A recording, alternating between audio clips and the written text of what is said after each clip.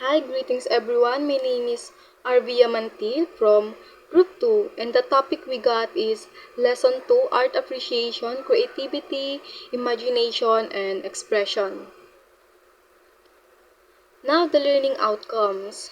By the end of this lesson daw, we should be able to differentiate art from nature, characterize artistic expression based on personal experiences with art, discuss the nature of art, preliminary expression, and lastly, categorize works of art by citing personal experiences. So it takes an artist to make art. One may perceive beauty on a daily basis, however, not every beautiful thing that can be seen or experienced may truly be called a work of art. No? So, habi dito, para masabi nating art ang isang bagay, it requires someone na gumawa nito. Someone na we called an artist. And hindi raw lahat ng mga magagandang bagay na nasa paligid natin is a work of art. Art is a product of man's creativity, imagination, and expression. So, we use our creativity, yung imagination natin, and our expression to make an art. Now, no matter how perfectly blended the colors of a sunset are, and no matter how extraordinarily formed mountains are, nature is not considered art. So, hindi raw considered ang art natin kahit na sobrang ganda nito, sobrang maaliwalas niya tingnan sa mata, it's still not considered art because hindi siya ginawa ng tao or they are not made by someone na we call an artist. No, sabi rin dito kahit daw yung mga photos or drawings about sa nature natin, it's still not considered art. Considered lang sila as a copy of our nature. Hindi sila original na creation para matawag na art. No? Pero daw ang mga artists, they can use nature to make art, no? Magagamit nila yung nature to make art. Gagamitin nila ito as a inspiration or reference sila to make art, no? So, dadagdagan lang nila ito ng kanilang mga own ideas, o gagamitan nila ng kanilang pagiging creativity, kanilang imaginative minds, and kanilang expression para makagawa ng something na new, unique, and masabi nilang masterpiece nila ito. Perhaps not everyone can be considered an artist, but surely all are spectators of art, no? So, hindi naman talaga lahat nabiyayaan ng skills to be an artist. But, lahat daw tayo pwedeng maka-appreciate ng art, no? So, in deciding what pair of shoes, for example, dito, kapag bibili tayo ng sapatos, di ba, tinitingnan natin kung ano yung afford natin, and then pipiliin natin kung ano yung maganda at babagay sa atin, no? So, nadidifferentiate daw natin yung mga bagay kung ano yung maganda sa hindi, kung ano yung good quality sa hindi, at yun yung pipiliin natin, and yun yung bibilhin natin. And this ability na ito to differentiate things, to appreciate things na gusto natin, means we play a part in the field of art appreciation. Now, let's get started. In one of your encounters with art through museum visits, musicals, and play among others, have you ever felt disconnected from an artwork? Was there a point in time when you did not understand what message the art was trying to convey? So, kapag nakakita tayo ng art, sometimes iniisip talaga natin kung ano yung meaning behind these arts, no?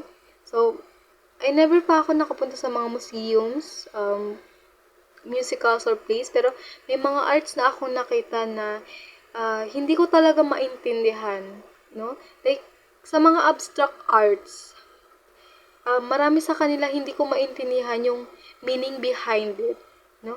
Kahit na open yung art sa kung ano man yung nakikita natin, kung ano man yung iisipin ng ibang tao about dito sa art na to, sasabihin ng iba, oh, ganito yung pinaparating ng art kasi ganito siya, ganyan siya. Still, ako hindi ko pa rin siya mag-get kasi ang nakikita ko lang, arts na ang chaotic, ang messy, parang kinalat lang na paint gamit ang brush sa canva, and that leaves me very confused and very disconnected from that art. Now, let's get down to business naman. Art appreciation as a way of life, no? Jean-Paul Sartre, a famous French philosopher of the 20th century described the role of art as a creative work that depicts the world in a completely different light and perspective. And the source is due to human freedom. So, sabi po ni Jean-Paul Sartre, a famous French philosopher, pinapakita raw po ng art ang mundo natin in a unique and different way. And nagagawa daw natin ito dahil may tinatawag tayong freedom. So, may kalayaan tayo na gawin ito. So, sa mga artists, ginagamit nila itong freedom nila para makagawa ng mga magagandang bagay kagaya ng arts. And para din sa mga tao katulad natin or sa iba pa to see and appreciate this art na ginawa nila. Kaso nga lang, hindi raw po lahat ng tao nakikita yung kagandahan ng art, hindi kagaya ng mga artists, no? So, may mga artwork talaga na hindi daw nila nakukuha yung hype, hindi nila nakukuha yung appreciation and support na deserve nila, which can be disheartening para sa mga artists.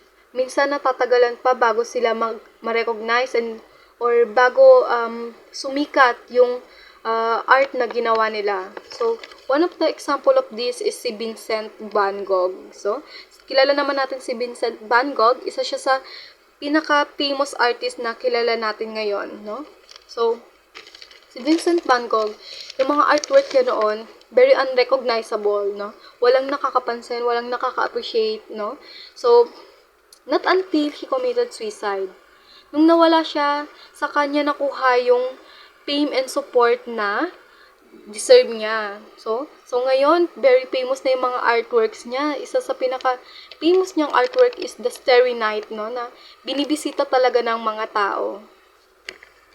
So ayun nga. So, by learning to appreciate art, no? We can better understand and see kung gaano kaganda ang mga artwork. Just like kung paano ito gustong ipakita sa atin ng mga artists. Now, in cultivating an appreciation of art, one should also exercise and develop his taste for things that are fine and beautiful. This allows individual to make intelligent choices and decisions in acquiring necessities and luxuries, di ba? Siyempre, masaya tayo and na-enjoy natin yung isang bagay kapag maganda ito and gusto natin. Well, same lang daw sa art. To enjoy art more, sabi rito, kailangan ma-improve din daw natin yung skills natin or ability to recognize and appreciate yung mga bagay na maganda for us. This also help us to make better choices kapag bibili tayo ng mga bagay-bagay na kailangan natin or gusto natin. Hindi lang natin binibili ang isang bagay, di ba?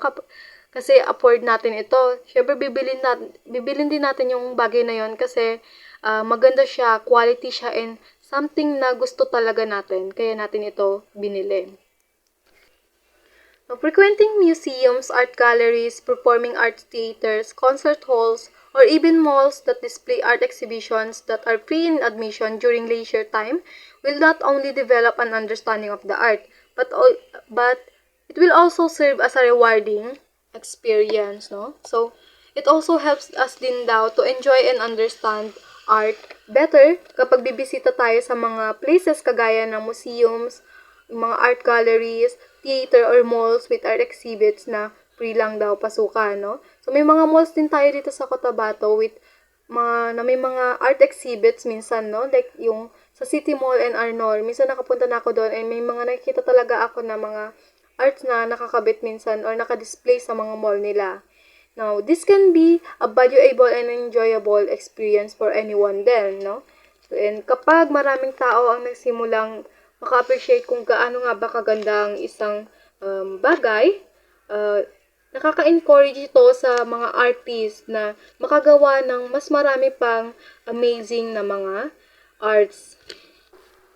Now, the role of creativity in art making. So, creativity requires thinking outside the box. It means open yung utak natin to new and different ways, or being open to new ideas and possibilities, and hindi tayo takot to try something different, no? So, It also helps din daw us to solve problem. It's like using our imagination to find creative solutions and makagawa ng something different or unique, and that makes our life very interesting, no?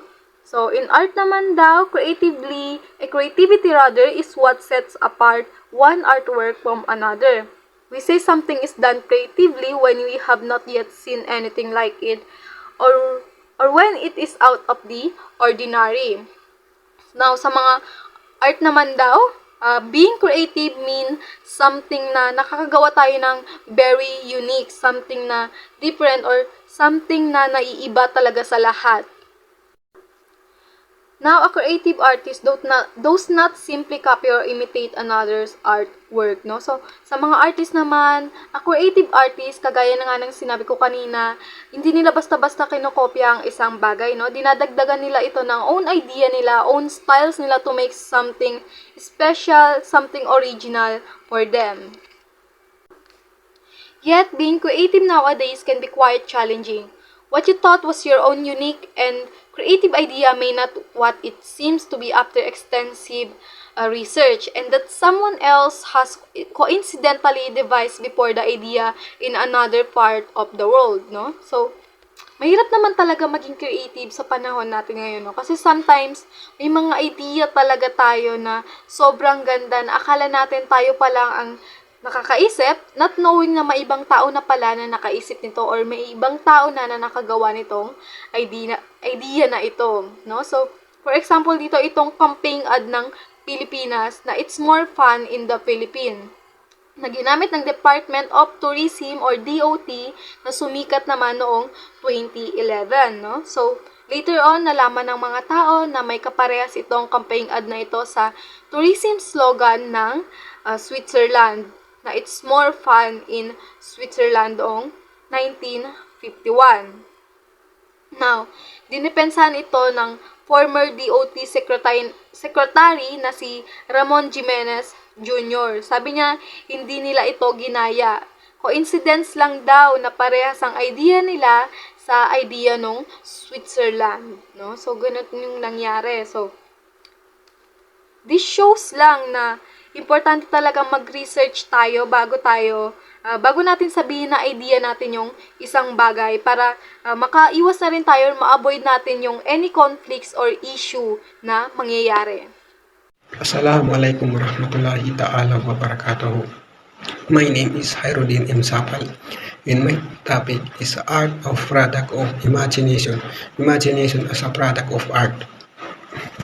Imagination is more important than knowledge, for knowledge is limited to all we know and understand, while imagination embraces the entire world, all there ever will be able to know and understand. A recursive loop, the interconnectedness of art, imagination and reality, the concept of art as a product of imagination, which turn is a product of art, suggests as cyclical. Ang sining ay nagmumungkahi ng isang paikot na relasyon kung saan ang bawat elementong nakaka-impluwensya at muhugpog sa isa't isa. Itinampok ng recursive loop na ito ang komplikadong interplay sa pagitan ng malikhaing pag-iisip, artistikong pagpapahayag at ng mundong ginagalawan natin. In the same way that imagination produces of art also inspire imagination image, being in an empty room surrounded by black, white walls and floor. Imagination allow artists to convey emotion and experience that might otherwise be difficult to artists to articulate. Clay ware walls are surrounded by drawing and painting of animals. They hunted wild boars, reindeers, and bison.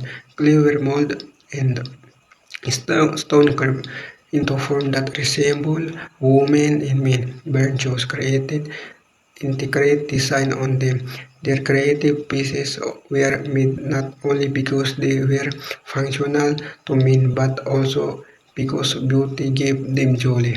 Clay were also traditional building materials that have been used for centuries. The assemble form a mixture of clay, sand, and water, which often mix with straw of other organic materials to provide into lotion and strength. Clay were also typically constructed by hand, and there are used to build house, barns, and other. Good day everyone, especially to our professor. My name is Regine Sigamino, and today I'll be discussing art as a form of expression. We all experience things that are difficult to put into words. Sometimes we express this emotion by shouting or through excitement. As the saying goes, an emotion will remain unknown to the person until they express it. Pag-usapan natin si Robin George Collingwood, isang English philosopher na nakilala sa kanyang work tungkol sa aesthetics, lalo na sa kanyang libro na The Principle of Art noong 1938. Ayon kay Collingwood, hindi trabaho ang isang artist ang magdulot ng emosyon, kundi ang express ito. Sa pamamagitan ng expression, na-explore ng artist ang kanyang sariling emosyon at nagagawa ng isang bagay na maganda mula rito. Halimbawa, yung mga musicians, sculptures at painters, na-express nila ang kanilang emotion sa pamamagitan ng kanilang art. Ang isang musician, halimbawa ay maaaring gumawa ng sad song kapag malungkot o happy song kapag masaya. Paliwanag ni Collingwood, ang pagsabi ng I am angry ay hindi expression kundi isang description. Ang description ay kinaklasify ang emosyon kaya nagiging ordinary at predictable. Sa kabilang banda, ang tunay na expression ay tungkol sa individuality. Binibigyan nito ng kalayaan ang isang artist na express ang kanyang sarili sa kahit anong paraan na gusto niya nang hindi kailangan na lagyan ng label ang emosyon. Ang isang expression ay hindi lang tungkol sa pagsabi na I am angry o I am happy. Yun ay description lang. Ang tunay na expression ay mas malalim at personal. Okay, Assalamualaikum everyone. I am Khalid Siduma from Group 2. Today I'm going to explain and discuss about the visual art films. Performance art, the theory, performance. Visual arts. Creation that fall under this category are those that appeal to the sense of sight and mainly visual nature. Artists produce visual arts driven to their desire to reproduce things that they have seen in the way that they perceive them. Relay 1931. We will not to be strict on the definition since there are other artistic disciplines that also involve a visual aspect such as a performance art and applied arts that will be discussed in detail later on. The visual arts in the kind of art from the population is the most likely more exposed to be that its variation are not deserved. They range from that you see in the glance to the last movie you saw. Some mediums of the visual art include the painting, drawing, lettering, printing, digital, imaging, and more. Film refers to the art of putting together successions of the still imagined in order to create an illusion of movement. Filmmaking on aesthetic, culture, and social value and considered as a both of art and industry. Film can be created by using one of combination of some of all these techniques. Motion picture camera, also known as a move camera, animation techniques, computer generate, engineering, CGI, and more. Filmmaking simulates experience of creates one that is beyond of the scope of the imagination at its aims to deliver ideas, feelings of beauty to its viewers. Performance art. Performance art is a live art and artist medium and mainly the human body which his or she is uses to perform, but also employs other kind of facades of as a visual art. Props or sound usually consist of four important element: time, where the performance took place, the performs body, and a relationship between the audience, and the performance, MoMA, learning, and D. The fact the performance art is live makes it, which means that cannot be both of traded community, unlike the previously discussed art expressions. PO3 performance. PO3 performance is from the where the artist experiences emotion not by using paints, charcoal, or camera, but experience them told word. These words are carefully selected to exhibit clarity and beauty, and to the situate strong emotions of joy, anger, love, sorrow, and the list goes on. It uses emotional music, and spatial values that go beyond its lettering meaning to narrate, emphasize, argue, or convince. These words combined with movements, tune, volume, and intensity of the delivery add to the artist's value of film.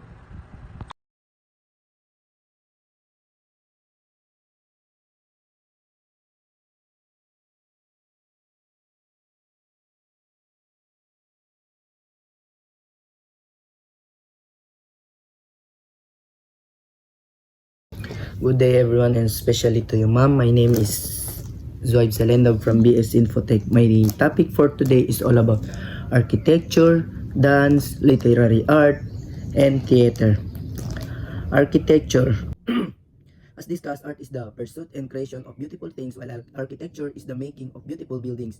However, not all buildings are beautiful. Some buildings only embody the functionality they need, but the structure, but the structure, lines, forms, and colors are not beautifully expressed. Thus, not all buildings can be considered architecture. Take for example the Grand Theater de Bordeaux, Figure 11, where the functionality of the theater remains, but the striking balance of the lines, colors, and shapes completes the masterpiece. Buildings should embody these three important elements: plan, construction, and design, if they wish to merit the title architecture. And Collins and Riley, 1931. As previously said, art is the pursuit and production of beautiful things, while architecture is the construction of beautiful structures. However, not every building is lovely. Some buildings just provide just provide the necessary utility, but their structures, lines, forms, and colors are not well conveyed. As a result, not all buildings qualify as architecture. Consider the Grand Theater de Bordeaux, Figure 11, where the theater functioning remains intact, but the striking balance of lines, colors, and shapes completes the masterpiece. So ang susunod po ay dance. Dance is a series of movements that follows the rhythm of the music accompaniment. It has been an age-old debate whether dance can really be considered an art form. But here we primarily describe dance as a form of expression. Dancing is a creative form that allows people to freely express themselves. It has no rules. You may say that choreography does not allow this, but in expression, dancers are not confined to set steps and rules, but are free to create and invent their own movements as long as they deem them grateful and beautiful.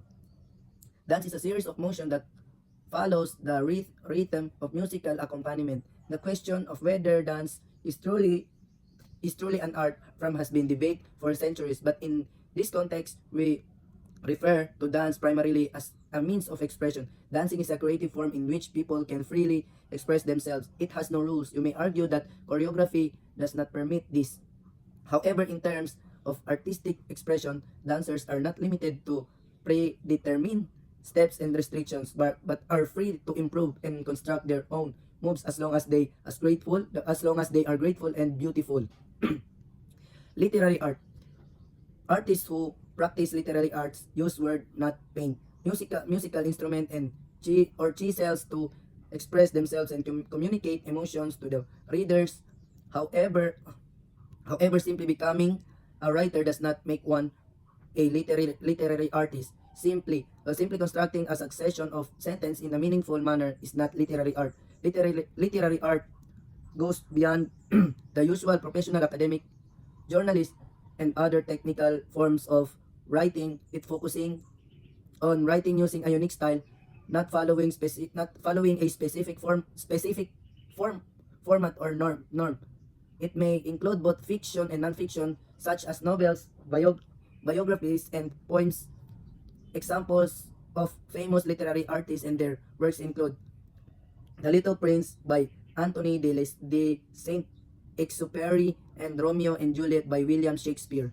Literary artists work with the words rather than paint or music or chisels to express themselves and communicate feelings to their audience. However, simply becoming a writer does not qualify one as a literary artist. Simply writing a series meaningful sentences is hardly literary art. Literary art extends beyond the typical professional, academic, journalistic, and other technical kinds of writing.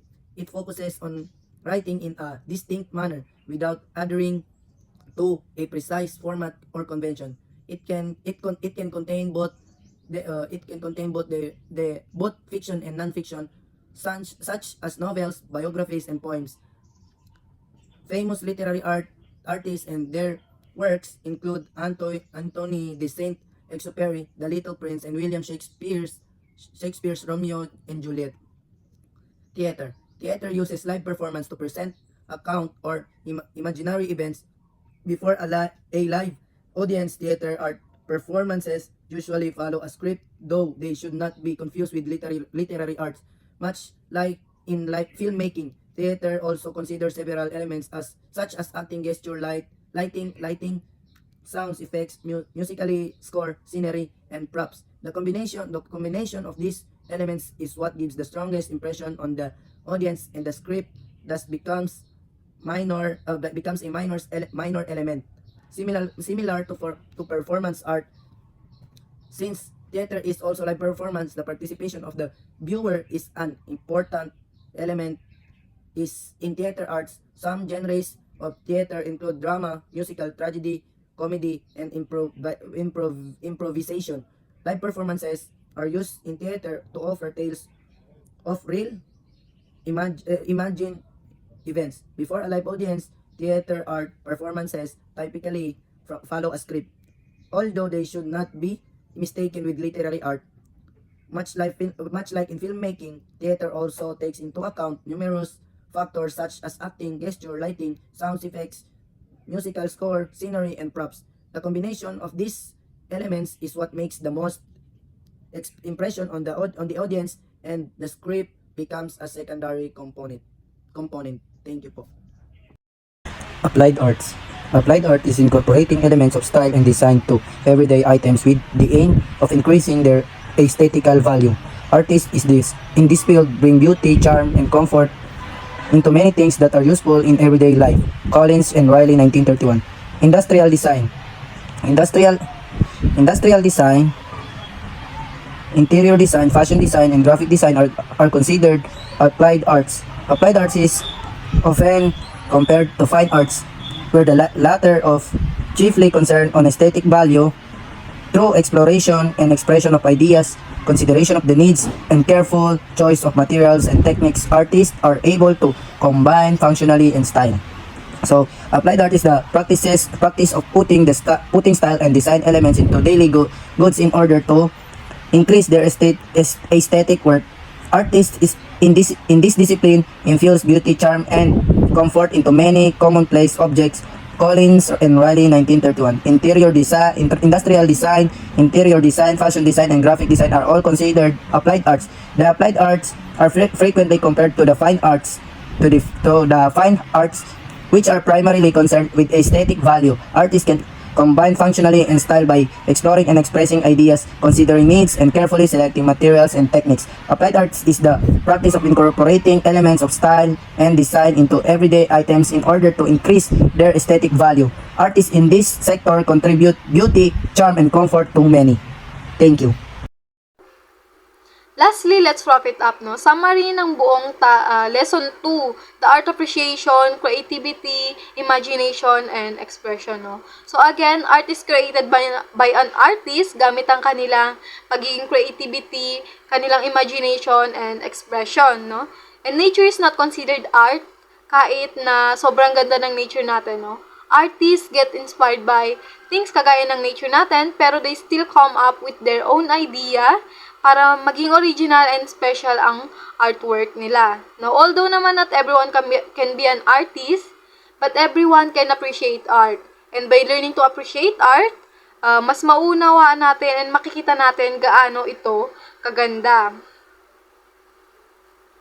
Now, creativity naman daw is one of the way to make an artwork unique. Yung mga creative artists natin, hindi lang nila ginagaya ang isang bagay para makagawa sila ng something na bago and unique. Ginagamit din nila yung pagiging creativity nila and yung kanilang imagination. And by imagining new ideas, they can also make something that can inspire changes, no? It can also inspire new ideas and creativity sa iba. Now, ang mga artist naman, in-express din nila ang kanilang feelings and emotion through their work. Dito, nakakagawa sila ng something na beautiful, something na personal, something na meaningful na art. Dahil para sa kanila, para sa mga artists, expression makes the art more personal and beautiful. And lastly, meron tayong form of art expression, no? This include visual arts, film, performance art, poetry performance, architecture, dance, literary arts, and lastly, the applied arts, no? So, ayun lang lahat ng topic namin and thank you for watching.